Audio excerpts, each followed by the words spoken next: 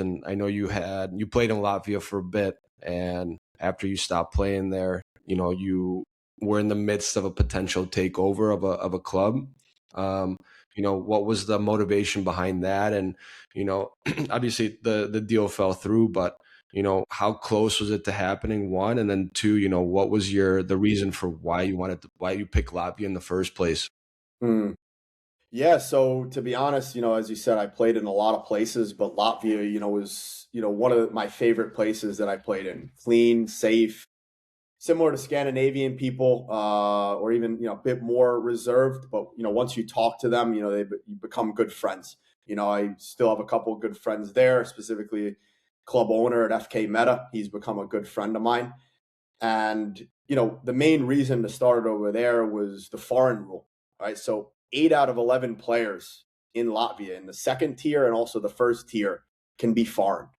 And obviously, yeah, so Crazy. yeah, I mean, that's why a lot of clubs bring over, young African players, right? They try to sell them. I mean, that league, Estonia, Latvia, Lithuania, they sell, tons of players.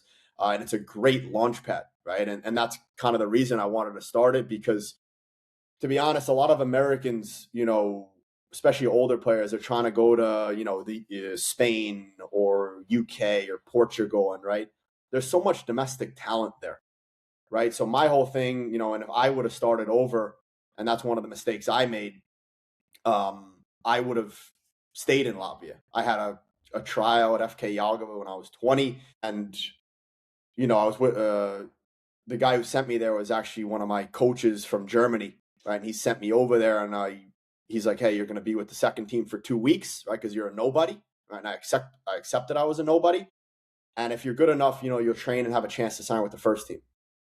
So like 3 days went by, did well. They brought me up to the first team and basically trained, for 2 weeks. And then, they were quite interested, but they wanted to see me in a 90-minute game. Basically, didn't sleep well the night before, did some things I probably shouldn't have done, was up till, like 4 a.m. And the game was at 9 a.m. I woke up at, I think, 7:30 or 8 a.m., didn't sleep too well. And, I showed up and I was average, I was the same as the other guys. As as a foreign player, you got to be 1.5 to 2 times better. So they said, Eric, we saw you had a lot of quality, but you just didn't show enough in today's match. And the guy who helped me there, God rest his soul, he was an amazing guy, Gins Freimanis. He played against, Ronaldo, played against, some of the biggest players in the world on the national team. He always believed in me. And he wanted me to stay and play with the second team. And the second team at the time, I think it was either second or third tier. And I had like this American ego, like, oh, what am I going to tell my boys from college? I left college and now I'm playing second or third tier Latvia, right? So he wanted me to stay. And he was like, hey, dude, if you stay for a couple months, I'm almost sure based on your potential, you can go up to the first team.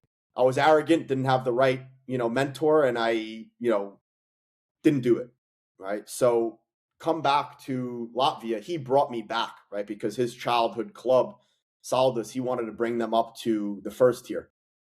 And, I came back, and the main reason for building it was to give Americans, to give undiscovered players a chance.